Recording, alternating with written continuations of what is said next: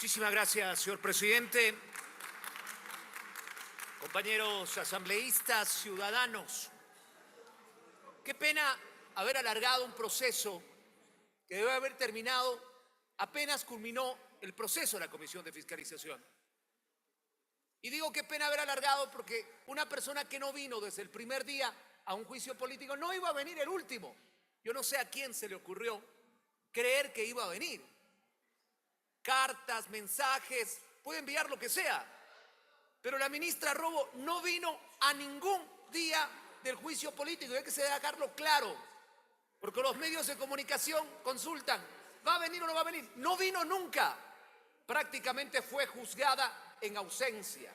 Sin embargo, para que vean que hay debido proceso, yo no me voy a referir a gobiernos, ni me voy a referir... Perdón, asambleísta, ruego a los compañeros asambleístas, por favor, hacer silencio. Muy amable, señor Está en la presidente. intervención, Gracias por doctor Vela, adelante. Yo no me voy a referir a temas políticos, me voy a referir al juicio político. No se le debería haber permitido ni siquiera actuar la prueba, pero se permitió.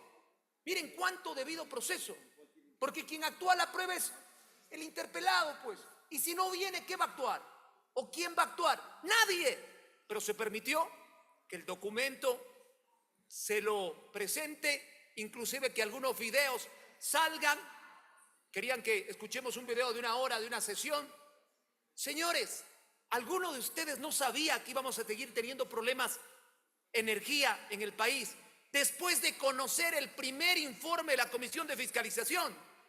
Ustedes tienen en sus archivos el primer informe antes de sancionar a Santos Alvite, a quien lo censuramos. ¿Por qué? Por no haber cumplido sus funciones. Y si no hay conformidad con un informe donde se dice 4 cosas básicas, no se cumplió en los últimos años el plan estratégico de electricidad. Hay que ser claros, los últimos años fue terrible, destruyeron el sector eléctrico. Y miren, bajo el concepto de decirle al pueblo lo que quiere escuchar, mucha burocracia, acabaron con el Ministerio de Electricidad, acabaron con el ministerio, bajo el cuento de bajar el presupuesto. Por eso a la gente no hay que mentirle y tampoco hay que decir lo que quiere escuchar. A la gente hay que decirle la verdad. El Ecuador necesita verdades, y no solamente en este tema, sino en absolutamente todos los problemas que tenemos. Y claro, yo voy a estar de acuerdo con parte de alguna intervención que decía que la ministra no es solo la culpable, pero lógico, si hay grupos de poder que han estado 10, 15 años dentro del sector eléctrico, que se alternan los puestos. Quiero recordar el nombre de un señor, Uquillas, dueño y señor del sector eléctrico durante casi 20 años. Sabía todo, la máxima autoridad, pero cada que venía a la comisión decía: es que no puedo hacer esto, es que esto no avanza, y todo lo demás. Seguramente me pregunto yo también por qué se sigue encargando el ministerio, cuando deben haber profesionales tan preparados, después de haber tenido 15, 20 años en esas instituciones, pero que no han podido. El sector eléctrico llegó a una corrupción como otros sectores, donde tienen intereses particulares de compra de combustible, de negocio con proveedores, de negocios con intermediarios. Eso es lo que hay que combatir. Recuerdo todavía mi intervención en el juicio político de Santos Alvite. Esto no es cuestión de seguir destituyendo o censurando ministros. Hay que cambiar el concepto general. Tercer aspecto de los informes: cómo al final del gobierno del señor Lasso, el propio ministro de Economía, al que muchos de ustedes decidieron retirar las firmas para no traerle acá y preguntarle por qué no dio la plata para el mantenimiento de las termoeléctricas, ¿por qué no dio la plata para la implementación de las nuevas hidroeléctricas? ¿Por qué no dieron los permisos oportunamente o los avales para que se pueda construir nueva generación? A ese ministro lo salvaron.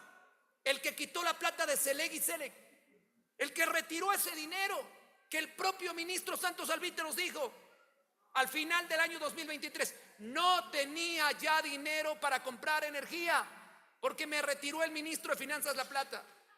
¿O no se acuerdan que hace un año atrás el gobierno no tenía ni para pagar sueldos, no tenía ni para pagar décimos? Pero a ese ministro de Finanzas, porque esto no es todo el tema eléctrico, tiene que ver con la plata, pues. Si no había la plata, ¿cómo hacían las cosas? Claro, la irresponsabilidad de los otros años. Eso dice el informe y eso ratifica el segundo informe. Pero también hay cosas positivas, porque la Comisión de Fiscalización, no solamente en escritorio, fue a territorio. Fuimos a Coca-Codo, donde algunos nos criticaban porque dijeron, ¿cómo están apoyando esa obra que hizo otro gobierno? Al César, lo que es del César, Coca-Cola estaba funcionando. Y si hay que dar mantenimiento y hay que solucionar los problemas, hay que hacerlo. No vivir solo de la queja ni del revanchismo. Fuimos a Toachi Pilatón, ya la próxima semana empieza a funcionar. Fue parte del proceso de fiscalización de la Comisión de Fiscalización. Y creo que eso también, miren, en medio de todo lo malo, la ministra Robo aceleró el proceso para que el tema de Toachi Pilatón pueda entrar en funcionamiento, porque estaba trabado. Había un arbitraje ahí. Pero eso hicieron 2 informes de fiscalización. Lo mismo con Termomás Machala, con la termoeléctrica de Guayaquil. Cuando le preguntamos a la ministra Robo, el presidente Lazo ha dejado firmados estos contratos última hora, nos dijo, aquí están, pero si no tienen ni el terreno donde van a ubicar, pues. No son dueños ni siquiera del terreno donde van a ubicar una termoeléctrica. Ahí está la responsabilidad, porque la ministra conocía los problemas, porque la ministra tuvo 2, no 1, 2 informes de fiscalización, donde algunas recomendaciones se han cumplido. Repito, Toachi Pilatón va a entrar en funcionamiento y va a aportar gracias a que se demostró que era posible solucionar esos problemas. Y es lo que quiere el país, soluciones, no problemas. El sector eléctrico no solamente depende del ministro. El sector eléctrico depende de muchas personas que siguen involucradas dentro del mismo, que siguen lamentablemente teniendo quizás uno de los sectores más atractivos económicamente y más atractivos en salarios. En salarios. Son gente que gana muy bien. Y nunca entenderé la empresa pública o las instituciones públicas, porque en lo privado quien más gana es quien más resultados da. Pero en lo público no, es contrario. Y me voy a recordar mi investigación de los sueldos dorados, ¿no? Sector eléctrico y CDT, los sectores que más ganan, pero resulta son los que menos aportan al país y los que más problemas nos dan. Ese debe ser el concepto de la fiscalización. Solucionar problemas. Solucionar problemas. Acá no estamos juzgando nada más que si hubo acción o inacción de una ministra. Si se cumplió o no se cumplió con lo que tenía que hacer. Más aún, repito, esto es importante, 2 informes de fiscalización para aportarle a cumplir su trabajo. Y no lo hizo.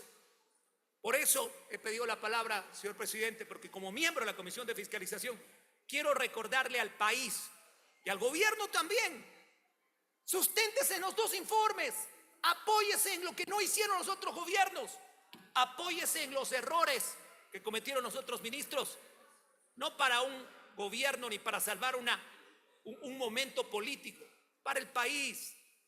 Esto es cuestión de país. No hay peor energía que no se tiene, pero claro, Jaime, pero no hay peor energía que la que se desperdicia. Y también hay que sincerizarnos. Tarde o temprano el país tiene que saber cuánto nos cuesta producir energía, porque tienen miedo de decirle al país cuánto nos cuesta y de dónde sacamos para pagarla. Así que hoy yo considero que lo más lógico es decirle al país la verdad. No se cumplió lo que tenía que hacerse desde un ministerio y la causal está clara: el incumplimiento de funciones, porque se tenía la información y no se lo hizo. Por eso mi voto será a favor de la censura de la ministra o exministra de Energía y Minas. Muchas gracias, señor presidente. Compañeros, gracias.